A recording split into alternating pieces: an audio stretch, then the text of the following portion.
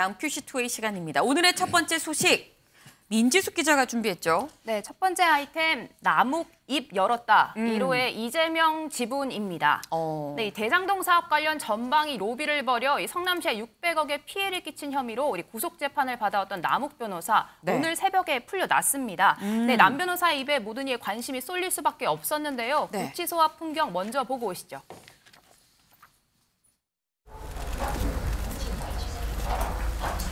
변호사님, 한마디만 부탁드립니다. 1년 만에 나왔는데 한마디 해주시죠. 한마디만 해주시죠. 죄송합니다. 이재명 대선 경선자가 왜 마련해 주신 건가요? 천화동인 1호 실소유주는 누굽니까?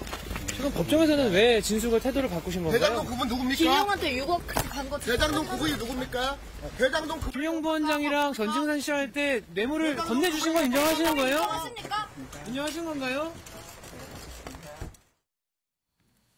네, 이렇게 별 말이 없이 자리를 뜨자 취재진이 집 앞까지 따라붙었는데요. 이 남욱 변호사 중간에 차량을 2차례 유턴하기도 하는 등 취재진을 따돌리려는 노력도 했습니다. 서초동 자택에 도착해서도 10여 분간 근처를 배회하면서 네. 취재진을 피하려는 모습 보였는데 네. 결국엔 집이 아닌 인근의 호텔로 들어섰습니다. 이 호텔까지도 취재진이 따라붙자 네. 밤 10시까지 검찰 조사를 받고 겨우 나왔다. 대신 내일인 그러니까 오늘이죠. 오늘 네. 공판에서 이야기하겠다라며 폭로를 예고하기도 했습니다. 네, 지금 남욱 변호사가 집으로 안 가고 호텔로 갔습니다. 그러니까 그만큼 좀 취재진이랑 마주치고 싶지 않다라는 의지가 좀 굉장히 컸었던 것 같은데, 근데 지금 이 취재진한테 얘기를 아끼면서 한 얘기가 내일, 그러니까 바로 오늘입니다. 오늘 공판에서 얘기를 하겠다라고 했습니다.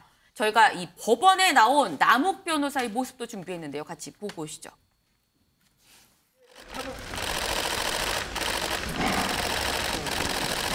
법정에서 밝힌 이재명 대표 경선 자금 왜 마련하셨나요? 천화동인 1호 실소유주 누군가요? 진술 태도 바꾸신 이유 좀 말씀해 주시죠. 그 법정에서 소상히 말씀드리겠습니다. 그 이재명 대표가 천화동의 1호 실소유주라는 걸 알고 계셨다고 하셨는데 그 경위가 어떻게 되십니까? 그 입국하시고 이전 대표 측으로부터 뭐 접촉받으신 거 있으신가요? 정준하 김영수가 직접적으로 소통을 하신 사실이 있나요? 그 천화동의 1호 실소유주가 이재명 대표가 맞습니까?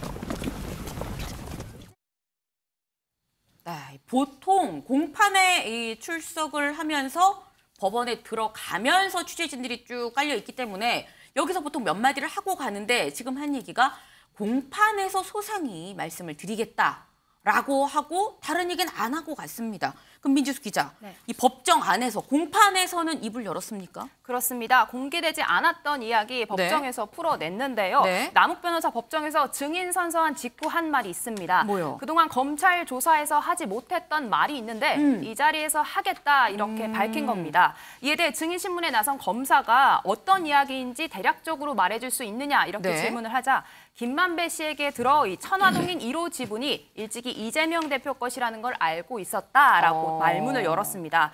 앞서 지난달 재판에서도 이재명 측 지분이 있다 이렇게 이야기하긴 했었는데 네. 이렇게 천화동인 1호를 구체적으로 언급한 건 처음인데요. 네. 네, 그럼 지금까지는 왜 말을 못했냐라는 네. 검사의 질문에는 네. 지난해 검찰 조사 때는 뭐 선거, 대선도 있었던 만큼 네. 겁이 났다라고 자초지종을 설명하기도 했습니다. 아니 그럼 지금 얘기가 이런 겁니까? 그래, 남욱 변호사가 유동규 전 본부장한테 돈을 주면서 이 돈이 이재명 대표한테 가는 걸로 난 알고 있었다. 뭐 지금 이런 얘기인 거예요? 네, 폭로를 작심한 듯 하긴 했지만 네. 결정적으로 이재명에게 간 거다라고 답하지는 않았습니다. 다만 실제로 돈을 받은 건 윗분들이다라고 네. 애둘러 표현을 했고요. 네. 이재명 시장의 선거 관련 자금으로 쓰인 건 알고 있다. 이 정도로 답변을 했습니다. 유동규 전 본부장도 이 돈을 받으면서 본인 쓸 돈이 아니고 높은 분에게 드려야 할 돈이다. 네. 이렇게 말을 했다고 밝혔는데요. 네. 이 높은 분이 누군지 맞아요. 이 남욱 변호사는 이재명 대표의 측근인 정진상 실장과 김용 부원장 정도로만 알고 있다. 그 이상은 모른다라고 한 발 물러서는 모습을 보였습니다.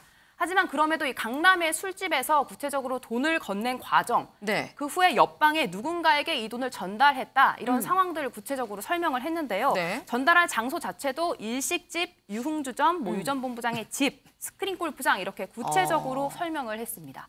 그렇군요. 일단 윗분들한테 가는 걸로 알고 있었다. 그런데 이 윗분들이 이재명 대표인지는 모르겠고 김용 부원장과 일단 정진상 실장 정도로는 알고 있다라고 얘기를 했습니다.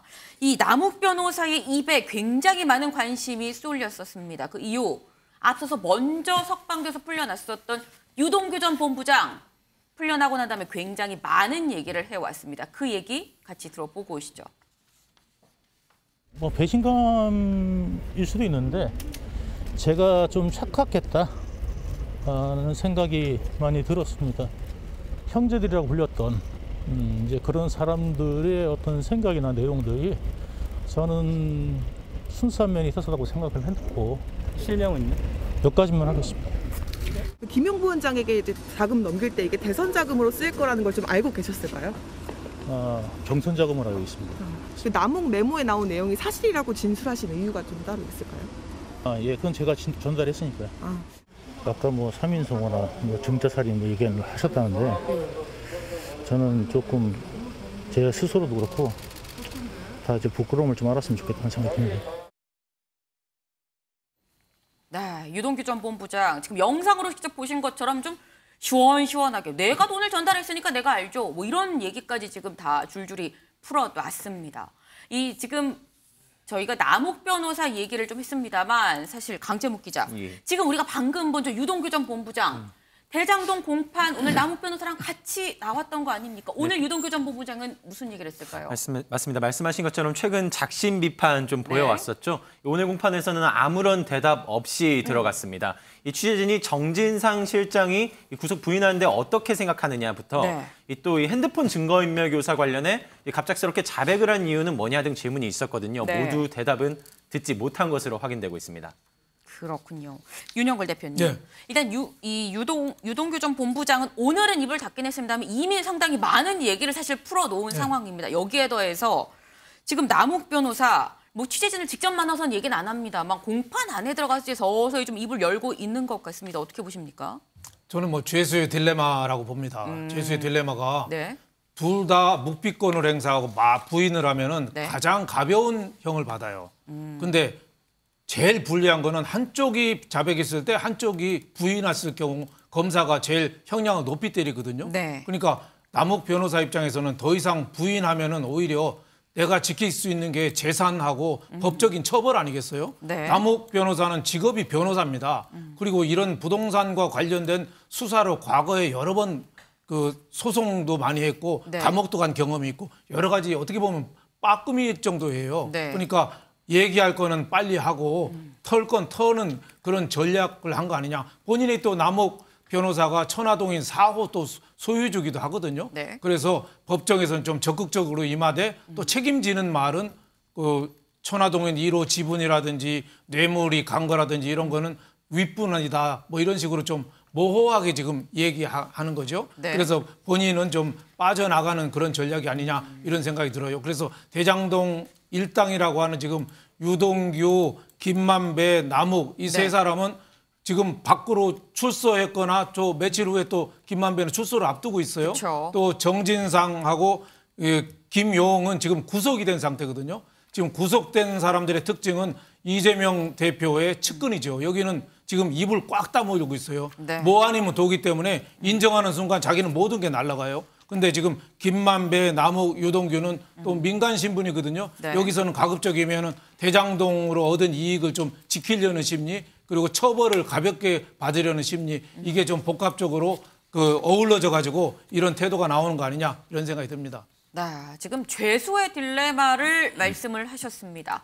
지금 한쪽만 입을 열고 다른 쪽이 입을 닫았을 경우 오히려 더 형을 크게 받을 수 있기 때문에 그 점에 대해서 너도 나도 좀 입을 열지 않겠느냐. 공판 안에서는 남욱 변호사도 굉장히 좀 열심히 소명을 하지 않겠느냐라는 말씀 좀 주셨는데 잠깐 이 앞서서 먼저 본 영상이 있죠. 유동규 전 본부장 굉장히 석방되고 난 다음에 많은 얘기를 했는데 오늘은 얘기를 안 했습니다만 가장 최근에 한 얘기가 정진상 실장에 대해서 부끄러운 줄 알아라 라는 얘기가 취재진 앞에서 했었던 마지막 얘기입니다.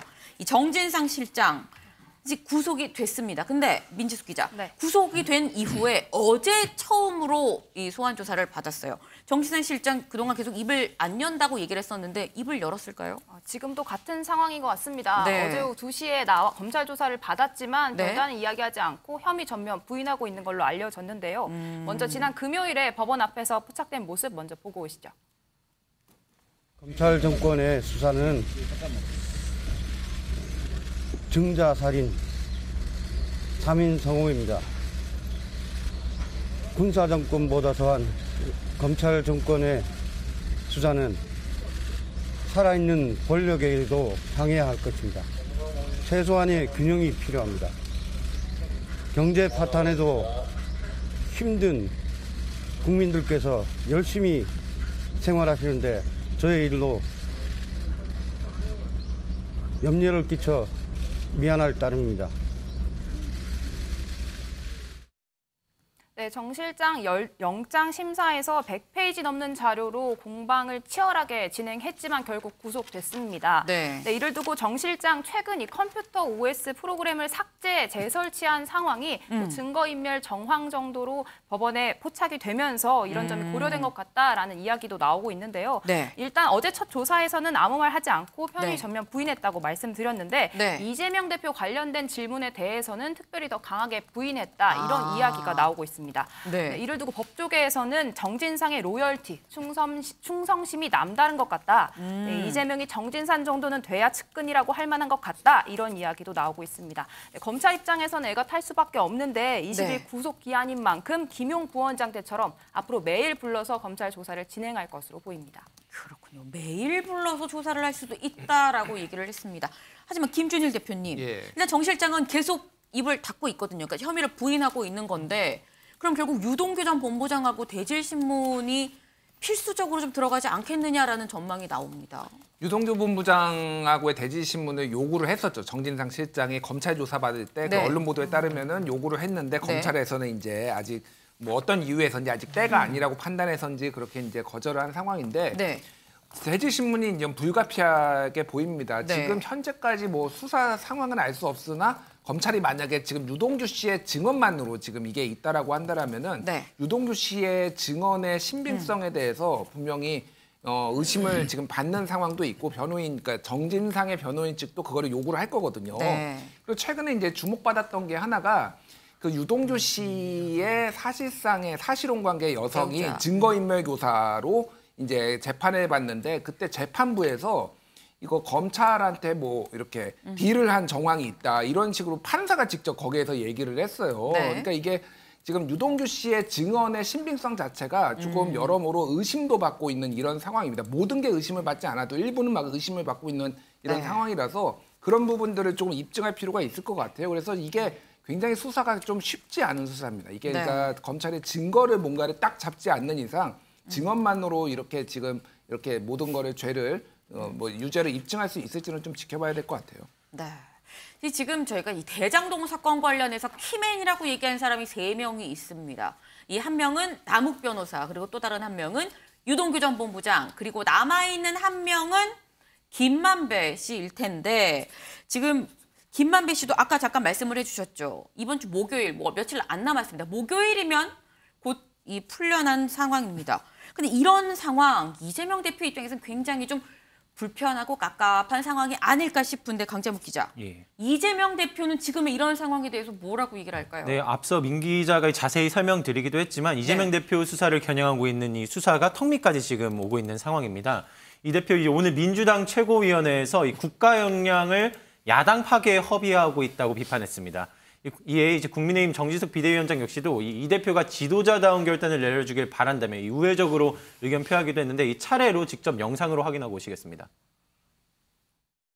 민생과 경제는 백척간두의 위기인데 정부의 인식과 대응은 천하태평처럼 보입니다. 위기 극복에 써야 될 국가 역량을 야당 파괴에 허비하고 있어서 안타깝습니다. 검찰 독재 정권의 어떤 탄압에도 우리 민주당은 흔들림 없이 민생과 경제를 챙기고 평화와 안보를 지켜나가겠습니다. 이재명 대표는 대선 직후 우리 정치사에 보기 힘든 선택을 했습니다. 자신의 오랜 정치적 텃밭을 버리고 인천 지역 국회의원 보궐선거에 나가서 국회의원 배지를 달았습니다. 숨가쁘게 단권 도전에도 나서서 당대표직을 차지했습니다. 지금이라도 이재명 대표가 지도자다운 결단을 내려주시기를 바랍니다. 자신에 대한 사법 처리를 저지하기 위해 민주당 의원들을 정치 공동체로 묶은 족쇄를 풀어줘야 합니다. 네, 이재명 대표 앞서 보여드린 영상처럼 이제 최고위 마친 이후로도 이 기자들이 달라붙어서 이제 질문하는 그 과정이 있었습니다. 남욱 변호사 이 폭로 관련해서 이제 질문이 이어졌는데 모두 이제 묵묵부답으로 일관하는 모습이 있었습니다. 네, 지금 이 검찰의 칼날이 이재명 대표의 턱 밑까지 왔다라는 얘기가 나오고 있습니다.